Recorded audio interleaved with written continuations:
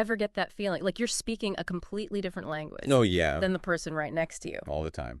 Well, today we're diving deep into The Power of Understanding People, Good. a book that claims to give us the tools to bridge that communication gap.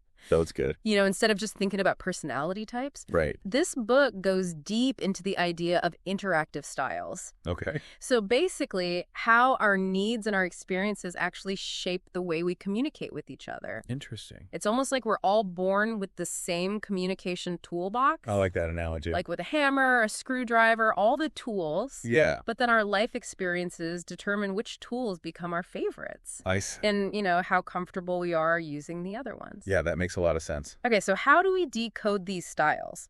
The book breaks it down into 4 main categories. Let's hear it. We've got romantics, warriors, experts, and masterminds. Masterminds, huh? I'm intrigued by the masterminds, I have to admit. Well, the masterminds are the innovators. Ah, okay. They really thrive on novelty and challenge. So they're kind of like the out-of-the-box thinkers. Yeah, So exactly. you see that. And sometimes they can seem a little unconventional. Right. But that unconventional thinking often leads to, like, brilliant breakthroughs. Yeah, that makes sense. And you know what?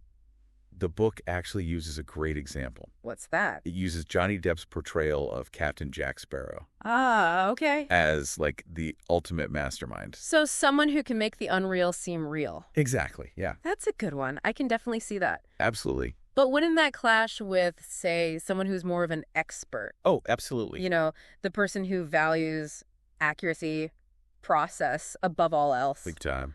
Like, can you imagine a mastermind and an expert trying to, like, plan a project together? Oh, it would be chaos, right? Total chaos. The mastermind would be throwing out all these crazy ideas, and the expert would be like, wait, but we need a plan. We need a spreadsheet. We need to analyze this. Exactly. That's where understanding these styles becomes so crucial, right? Yeah, it's not about forcing everyone into a box, Yeah. but it's about recognizing that those different approaches can lead to, like, friction and misunderstandings. Big time. Yeah. Okay, so let's bring this to life with some examples from the book, because I loved the story about the author's dad, Dale, Oh, yeah. Dave? who had to, like, navigate a whole spectrum of personalities while selling appliances. What a great way to learn. Talk about a crash course in understanding people, right? Oh, for sure. So, I mean, Dale's story really highlights how these interactive styles play out in everyday life. Yeah. He had to, like, intuitively adapt his approach Right. based on whether a customer was a detail-oriented expert I see. or, like, a big-picture warrior. Yeah. And, back then, he didn't even have this formal framework. Right. He was just doing it He naturally. was just figuring it out as he went. Yeah. Yeah, it's like when you instinctively know, Right. like, how to approach someone new. Right. Like, you just met someone and you're like, okay, I get this person. Exactly. But you don't know why. Yeah. And it's like you're subconsciously picking up on their interactive style crap. without even realizing it. Absolutely. It makes you wonder if we've all been kind of like low-key adapting all along. Right. We probably have. Right. And speaking of adapting, the book also talks about applying these styles to leadership, Oh, yeah. That's a big one. which makes me Oh, yeah. think, Yeah. what happens when you have to lead a team with all 4 styles? Right. It feels like you need like 4 different leadership manuals. It's true. Right. That's where the real power of understanding these styles comes in. Okay. You start to realize that different people are motivated by, like, totally different things. I see. Like, for example, your romantic team members. Yeah. They might really flourish with appreciation and really clear expectations. Right. But your warriors, on the other hand, they might thrive on autonomy and, like, challenging goals. So it's like instead of just using this one-size-fits-all approach, Right. you actually become a more versatile leader Yeah. by tailoring your style to each person's needs. Exactly. Which, okay, that makes sense. Yeah. But wouldn't that be incredibly time-consuming? I see what you're saying. To, like, try to personalize your approach for every single person on your team? It's definitely a shift in mindset, Right. but it doesn't have to be overwhelming.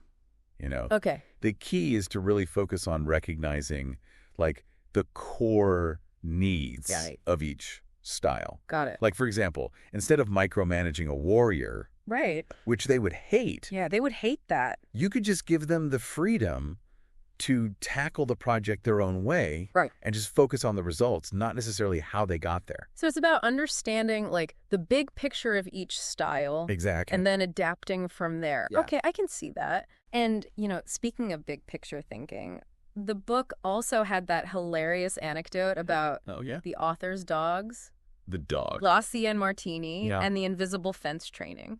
It's such a good story. It was so funny. It really is. Because even our furry friends can have these, like, tendencies. They do. So Rossi, the expert, meticulously followed the boundaries of the invisible fence. Of course. Right. Never stepped a paw out of line. Rule follower. Exactly. Total rule follower. Yeah. But Martini, the mastermind, was constantly testing the limits. Always pushing the boundaries. Always pushing the boundaries, finding creative ways to, like, circumvent the rules. Like, how can I get around this? Exactly. And it's like, it's such a perfect... Such a good analogy. Microcosm of the workplace. Right. Right. We've all got our rule followers, and then we've got our innovators. Exactly. It's so funny. But how do you actually bridge that gap? Right. Especially when those styles clash, because I can imagine Rossi and Martini having some, like, serious disagreements about that invisible fence. Oh, for sure. Yeah. Right. So how do you do it? Well, I think the key is recognizing that neither style is inherently, like, right or wrong. Okay. It's about appreciating the strengths that each style brings to the table. I like that. So the expert's meticulousness ensures accuracy, attention to detail. Okay. Right. While the mastermind's, like, out-of-the-box thinking can lead to new innovations, new solutions. So instead of, like, butting heads, they could actually be an amazing team if they learn to, like, appreciate each other's strengths. They could be unstoppable. They could be unstoppable. I love that. Yeah. And this isn't just about, like, teams, right? This applies to sales, customer service, even our personal relationship. Oh, absolutely. Like, every aspect of our lives. Yeah, the book actually dives into specific strategies for applying this knowledge in all these different scenarios. Got it. Like, imagine trying to sell a high-end refrigerator to a romantic versus a warrior. Okay, now you've got me intrigued. Tell me more about these refrigerators. All right, so for the romantic, you might emphasize how the spacious design, can accommodate all those family gatherings. Okay, I see. How its advanced features allow them to cook more delicious meals for their loved ones. Right. You'd really appeal to that desire for connection. Creating a warm and inviting home. So it's all about those emotional touch points. Exactly. And creating a personal connection. Yes, absolutely. Got it. Okay, what about for the warrior? All right, so for the warrior, you'd focus on that cutting-edge technology.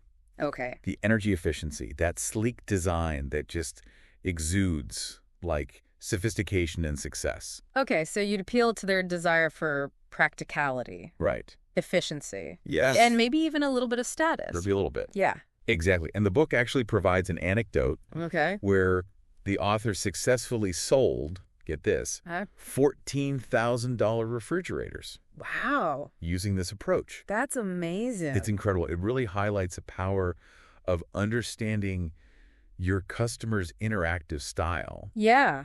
And then tailoring your approach to match. Okay. Yeah. But wouldn't that be kind of risky? What do you mean? Like, to assume someone's interactive style based on just first impressions. I see your point. Right. What if you, like, misjudge someone? Right. Yeah. And you end up using the completely wrong approach. That's a great point. And it highlights why this isn't about, like, putting people into these rigid categories. Okay. It's more about being observant. Okay. And adaptable. Right. So the more you learn about these styles, the better you become at recognizing them. Got it. And even if you initially misjudge someone, being open to adapting your approach is key. So it's like, it's an ongoing process of observation and adjustment. Exactly. Okay, that makes sense. Okay, well, the book also had that, like, very memorable story about Bob? Oh, Bob, the ultimate expert. Yeah, he's great. Who gave the author an incredibly detailed explanation. Oh, yeah. When he was simply asking for directions. Oh, poor guy. It was so funny. I was laughing out loud when I read that. I know. It's a classic expert move. It is. But it really, like, captures that expert's need for accuracy. Yes. And completeness. They love the details. They want to make sure they've covered every possible angle. Every single one. Which, you know, it can be helpful in certain situations. Right. Like if you're trying to troubleshoot something really technical. Exactly. Yeah. Like if my computer crashes, I want to talk to Bob. Right. You need that expert. I need Bob. Yeah. But in other situations, it might feel a little overwhelming. Oh, for sure. Right. Yeah. And the book also mentioned this specific combination Oh, yeah. of the expert and warrior traits. Right. These specialists, The specialists. who arrived precisely on time for the author's seminar. So punctual. I'm... They're all about that process. It's like something out of a movie. It really is, yeah. Like, they filed in silently. Yeah. And delivered their praise in this very, like, structured and unemotional manner. Very matter of fact. So funny. Classic specialist. It is. Yeah. But it also showcases how, like, the specialist's emphasis on process and precision Right. can really create a very different dynamic. Oh, yeah. Right. Totally different. Especially compared to, say, like, a group of romantics. Oh, yeah. Romantics are all about warm and fuzzies. Exactly. Yeah. Okay, so we've got our romantics, our warriors, our experts, and our masterminds. You got them all bringing their unique styles to the table. Yes. But what happens when you actually blend these styles together? Right. That's where the book introduces the concept of icons. Exactly. So we're going from 4 basic styles Right. to these more nuanced combinations. Yeah. And so combining the 4 primary styles creates 12 distinct icons. Yes. Each with their own set of strengths and quirks. Absolutely. I love that. And you know what? What's that? The book uses iconic movie characters to illustrate each combination. I can't wait to hear about this. It makes it so much more fun. I bet. I'm already picturing, like, who fits where. It's a great way to remember them. Yeah, I love that. Yeah. Welcome back, everyone. Back for more. We're ready to dive into part 2 of our deep dives. Let's do it.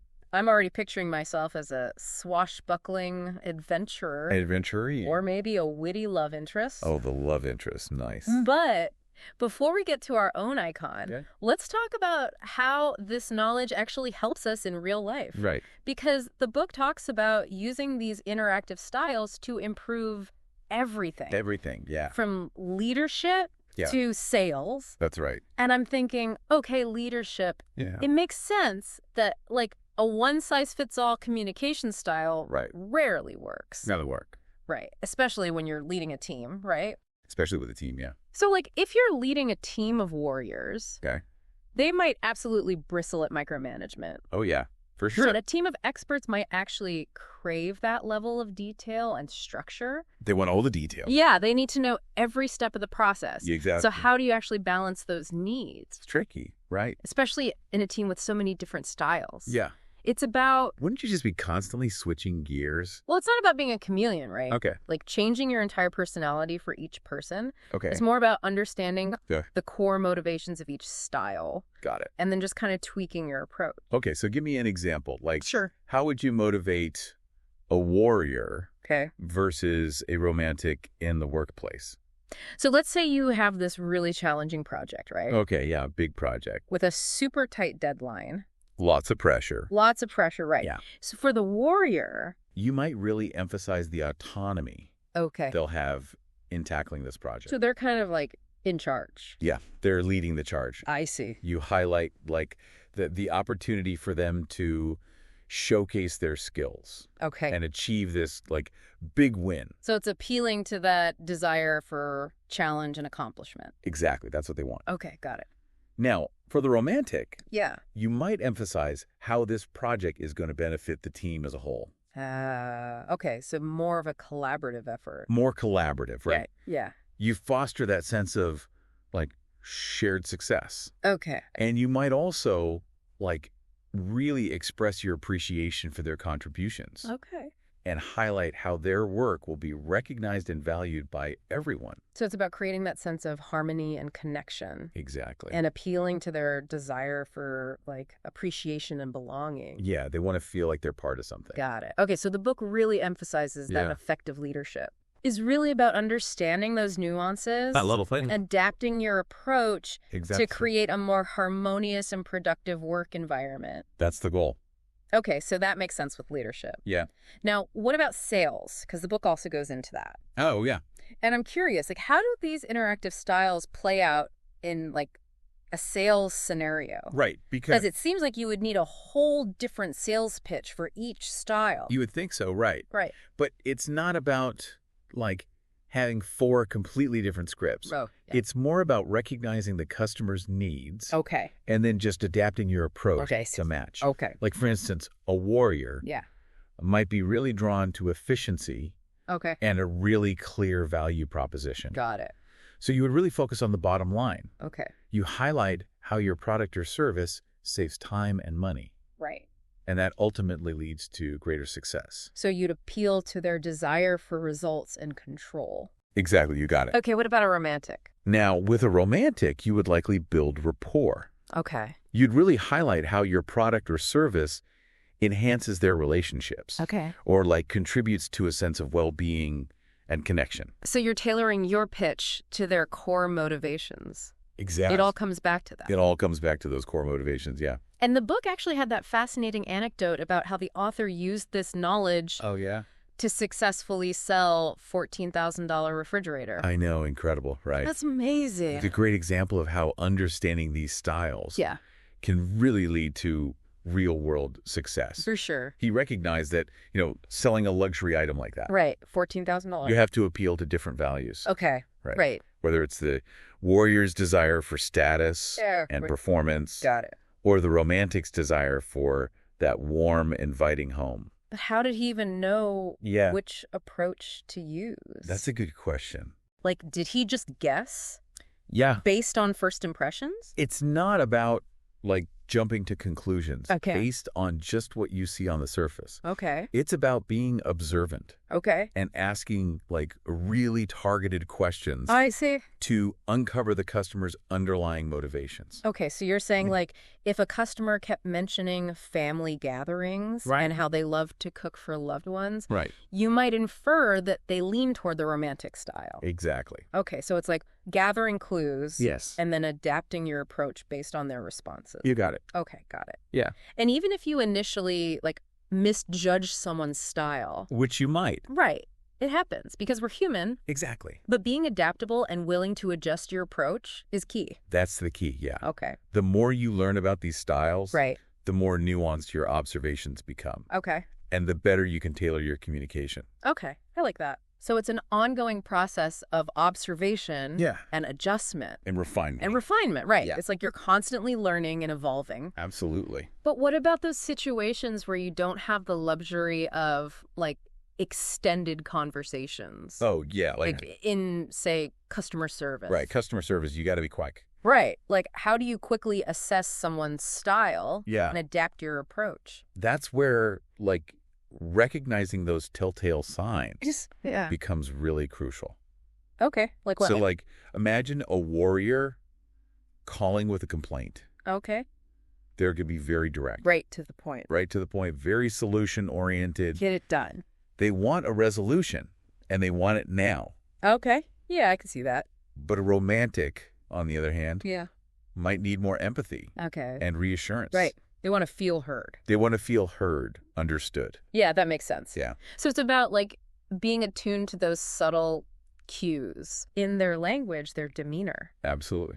And the book mentioned that clash between, masterminds and experts. Oh, yeah. And how They can clash. their styles can really butt heads. They can, yeah. So what are some, strategies for navigating those potential conflicts? The key is to remember Yeah. that both styles bring valuable strengths to the table. Oh, okay. Right. So a mastermind might initially view, the expert's meticulousness Yeah. as a hindrance to innovation. Okay, I can see that. Right. Why are we wasting time on all these details? Yeah, let's just try it. Right. Yeah. Let's just go for it. Okay. But the expert might perceive the mastermind's unconventional ideas as, reckless Right. or impractical. I need to see the plan. You need to see the plan. Yeah, Right. exactly. It's like those classic workplace comedies where the free-spirited creative clashes with the by-the-book manager. Oh, yeah, we've all seen that. Right. Classic. It's hilarious. But in reality, it could cause some friction. Oh, for sure. Right. So how do you, Well, close that gap? by fostering an environment of mutual respect Okay. and understanding, Yeah, that makes sense. those differences can actually become complementary strengths. Oh, okay. I like that. So the mastermind can benefit from the expert's attention to detail. Okay. Right. Yeah. Making sure those innovative ideas are actually grounded in reality. So they're not just like off-the-wall crazy ideas? Exactly right. Okay. And the expert can benefit from the mastermind's fresh perspective. I see. Right. Yeah. Pushing them beyond their comfort zone. Okay. And exploring new possibilities. So it's about creating a culture where those differences are celebrated. Yes. Not stifled. Exactly. Okay, I like that. Okay. Now let's move on to those fascinating icons you mentioned earlier. The icons, yes. So we've got our 4 basic styles: romantics, warriors, experts, and masterminds. We've got the foundation. Right. How do those combine to create these 12 distinct personalities? Well, it's like a personality mashup Okay. that adds even more, like, depth and nuance to our understanding. Okay, so tell me more about this mashup. So we've got our best friends, Okay. which is that blend of romantic and expert traits. Okay, so like reliable. Reliable, compassionate. That's always there for you. Always there, yes. Okay. Think Mary Tyler Moore. Oh. Always there to lend a shoulder to cry on, offer some sage advice. I can see that. Yeah. And then there's the love interest, The love interest, yeah. which is our romantic mastermind blend. The charm. Full of charm, enthusiasm. Always optimistic. I can totally see, like, Hugh Grant embodying this one. Oh, totally, yeah. Right. Absolutely. Okay, so they bring that spark of excitement, Yes. unconventionality to relationships. Always seeking connection and adventure. I like that. Yeah. And for a blend of romantic and warrior, we have the Crusader. The Crusader, yeah. Fiercely loyal, Fiercely loyal. driven by a strong sense of purpose. They have a mission. Like William Wallace from Braveheart, perfect example. Oh, yeah, classic Crusader. Right. Absolutely. Okay, so we've got our warm and fuzzy best friends, Right. our charming love interests, Yes. and our valiant Crusader. The Crusaders. What other combinations are there? Okay, so then we have the hired gun. Okay. This is our warrior mastermind blend, Okay, interesting. embodied by who else? James Bond. Oh, of course, James Bond, yeah. They get the job done. Right. With style and efficiency. Effortless. Effortlessly navigating those complex situations. So suave. Okay, I like it. Yeah. And then there's the voice of reason, The voice of reason. which is that, like, steady, reliable blend Yes. of warrior and expert traits. Steady Eddie. Right, like Tom Hanks in Saving Private Ryan. Oh, yeah, perfect example. Right, providing stability. It amidst the chaos. Guidance amidst the chaos. Yeah. Those sound like the people you definitely want on your team. For sure. When things get tough. Absolutely. What about that more, like, meticulous side Okay. of that warrior-expert combination? That's where the sage comes in. Okay, the save. The sage, yes. Okay. Think Jeremy Renner as Bourne. Process-driven, detail-oriented, valuing accuracy and precision above all else. Okay, I can see that. Yeah. And then when we get into those expert mastermind combinations. Okay, yeah, this is where it gets interesting. Right. So we have the detective The detective. embodied by, let's say, John Malkovich. Okay, I like it. They approach problems unconventionally, Okay. using their knowledge, a unique perspective to, like, uncover the truth. They're the ones who see things that other people don't. Exactly, yeah. And of course, we can't forget the eccentric, The eccentric, yes. which is the, like, more free-spirited blend Legere spirited, yeah. of expert and mastermind traits. Right, so we're talking Johnny Depp as Captain Jack Sparrow, Oh, perfect example. blurring the lines between reality and imagination. Always keeping us guessing. Always. Yeah, Okay, so we've got our detectives, our eccentrics. we got those. What about our mastermind romantic blends? All right, so starting with the social reformer. The social reform. Think of Martin Luther King Jr. Oh, wow. Visionary, Oh, right. charismatic, inspiring others with that dream of a better future. Yeah, they want to change the world. They do, yeah. And for the, like, adventure-seeking blend of mastermind and warrior, we have the adventurer, The adventurer, yes. embodied by Captain Kirk Captain Kirk, of course. from Star Trek, Yeah. boldly going where no one has gone before. That's right. Right. Yeah. So they thrive on challenge, risk, pushing beyond the boundaries. They're the pioneers. Okay, so these icons, Yeah. they're not just about assigning labels. Right. They're about recognizing the unique strengths Right. and the potential challenges The challenges. yeah. that come with each combination of styles. Absolutely. So how do we figure out which icon we are? Good question. I'm dying to know. Well, in part 3, Okay. we're going to actually guide you through the assessment Okay. from the book excerpts That's right. and reveal your very own icon. Can't wait. Yeah, it'll be fun. So stay tuned. Stay tuned. Okay, deep divers, are you ready The moment of truth. Have you scored your assessments? I'm excited. Are you ready to find out which icon Yes. best reflects your unique blend of interactive styles? Let's do it. Because remember, this isn't just about labeling yourself. Right. It's about understanding. It's about gaining self-awareness, Yeah. understanding your strengths, Your potential blind spots too. your potential blind spots, exactly. Yeah. And then how you can actually use this knowledge to communicate more effectively In real life. with the people around you. With everyone. Right. It's like, okay, now I know myself. Right. Now, how do I use that Now what? to connect with everyone else? Yeah. Right. That's the big question. Okay, so let's break it down. Remember those 4 columns on the assessment? A, B, C, D. A, B, C, and D. Yeah. The column with the lowest score represents your primary interactive style. Okay. And the second lowest score reveals your secondary style. Got it. It's the combination of those two Okay. that determines your icon. Makes sense. Okay, so let's start with the experts. Okay. If your lowest score is in column A, that's your primary style. All right. Now, if your second lowest score is in column B, Okay. you are a best friend. Best friend. Just like Mary Tyler Moore. Reliable. Reliable. Compassionate. And passionate, always there to lend a listening ear A good friend. and offer a helping hand. Always there for you. So best friends out there, Yeah. you thrive on creating harmony and building strong connections. They love people. Right. Yeah. You might find yourselves naturally drawn to roles where you can support and nurture others. Caretaker roles. Right. Whether it's in your personal relationships Makes sense. or your professional life. Yeah. Now, if your lowest score is in column A and your second lowest is in column C, Okay. A and C. you are a detective. Like Sherlock Holmes. Like the ever-intriguing John Malkovich. Oh, good one. Right. Yeah. You're the ones who love to delve into the details. They love the details. Analyze information and approach problems from unconventional angles. Outside the box. So detectives, Yes. your thirst for knowledge and your ability to think outside the box Yeah. make you excellent problem solvers and innovators. I could figure anything out. Right. You might find yourselves drawn to careers in research, Yeah. Makes sense. investigation, or any field that requires a keen eye for detail Uh-huh. and a willingness to challenge the status quo. I like that. Okay, on to those whose primary style is romantic. Romantics. Column B is your lowest score. Okay. Column B. If your second lowest score is in column A, Okay. you're also a best friend. Best friend again. Remember, the order of your primary and secondary styles doesn't change the overall icon. No. So, if your second lowest score is in column C, Column C. you're a social reformer, Social reformer. much like the inspiring Martin Luther King Jr. Wow. Big shoes to fill. Right.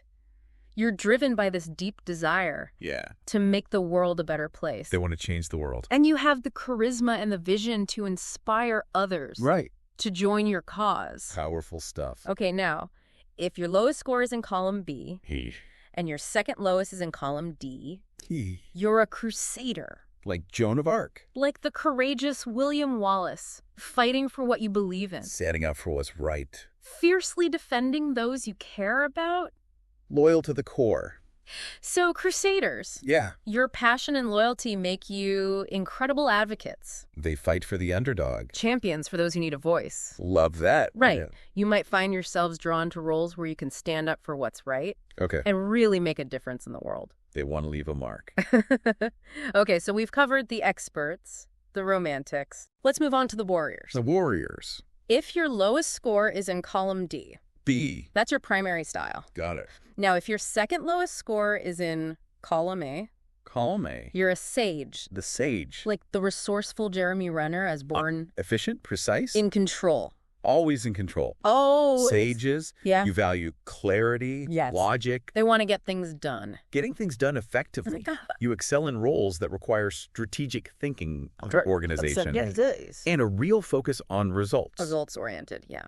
Now, if your lowest score is in column D D, and your second lowest is in column B, E, you're a voice of reason, steady Eddie. much like Tom Hanks in Saving Private Ryan. Good example. Calm, steady, Level-headed. always focused on doing what's right, even in the midst of chaos. The calm in the storm. So, voices of reason, Yes. you're the ones people turn to for guidance and stability. They're the rock. You possess a natural ability. To navigate challenging situations. They can handle it. And make sound decisions under pressure. Cool under pressure. Okay, now, if your lowest score is in column D, B. And your second lowest is in column C. B. C. You're an adventurer. The adventurer. Like the fearless Captain Kirk, boldly exploring new territories. Love it. Leading the way with courage and determination. Always push the boundaries. So, adventurers, you thrive on challenge, risks. The risk takers. Pushing beyond the boundaries of the known. Into the unknown. Right. You possess a natural leadership ability. They're the leaders. And a real knack for inspiring others to join you on those exciting endeavors. Taking people along for the ride. Right. Okay, we've done experts, romantics, warriors. What's left? Now for our masterminds. Masterminds, okay. If your lowest score is in column C, Column C. that's your primary style. Primary mastermind. Now, if your second lowest score is in column A, you're an eccentric. Take eccentric. Like the captivating Johnny Depp as Captain Jack Sparrow. I love Captain Jack. Creative, unconventional, Out there. always blurring the lines between reality and imagination. They make their own rules. So, eccentrics, Yeah. your unique perspective and out-of-the-box thinking Right. make you incredible innovators and creators. They think differently. Right. You might find yourselves drawn to artistic pursuits, Oh, wait. entrepreneurship, or any field where you can really let your imagination run wild. No limits. Okay, if your lowest score is in column C C. and your second lowest is in column B, B. you are a love interest. The love interest. Much like the charming Hugh Grant. Charming indeed. Enthusiastic, optimistic, Activist. always seeking connection and new experiences. They love life. So, love interests. Yeah. You bring that spark of joy and adventure They bring the energy? to every interaction. Absolutely. You possess a natural ability to connect with people They're the connectors. and really make them feel special. Yeah, they make you feel good. And finally, if your lowest score is in column C. And your second lowest is in column D. You're a hired gun. The hired gun. Like the suave and sophisticated James Bond. Classic. Strategic, resourceful, Get it always able to get the job done with style and finesse. with style. So, hired guns. Yes. You possess that natural charisma, Natural leaders. leadership ability. Yeah. You excel in roles that require quick thinking, Okay. adaptability, and a knack for navigating those complex situations. They're the problem solvers. All right, so you've discovered your icon. Hopefully. Take a moment to reflect on what resonates with you. Think about it. Does it feel like an accurate reflection Yeah. Does it feel right? of your communication style Uh-huh. and your approach to the world? Your way of being. Because remember, this isn't about putting yourself in a box. Right. It's about gaining self-awareness It's a starting point. and understanding how your needs and motivations Yeah. shape your interactions with others. It's all about the interactions. And here's the beauty of this knowledge. What's that? It allows you to start recognizing those same patterns in the people around you. Oh, interesting. Right. Yeah. Think about your colleagues. Are they mostly warriors, Driven by results? driven by results, efficiency, Uh-huh. or maybe your family is full of romantics, Looking for harmony. seeking that harmony, that appreciation? Makes you see people differently. It does. Right. Once you start seeing these patterns, Yeah. you can actually tailor your communication To connect it better. to connect more effectively, Navigate those conflicts. navigate potential conflicts, Yeah. build stronger, more fulfilling relationships. It's like a superpower. It is. Right. It's like having that secret decoder ring for human behavior. I love that. Right.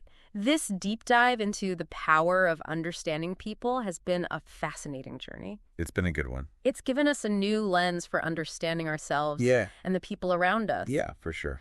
And honestly, I feel like I've gained valuable tools Me too. for becoming a better communicator. It's all about the communication. It's all about the communication, right? Yeah. And it's about recognizing Yeah. that those communication differences Those differences. aren't weaknesses. Yeah. They're actually unique strengths. It's about celebrating the differences. That, when understood and appreciated, can lead to richer, more meaningful connections. Love that. So deep divers, go forth Yes. and use this newfound To knowledge. put it in practice. Embrace your own communication style. Understand the styles of those around you. Be more understanding. And watch your relationships transform. It's a game changer. It is. Until next time, keep exploring, keep learning, Keep diving deep. and keep diving deep.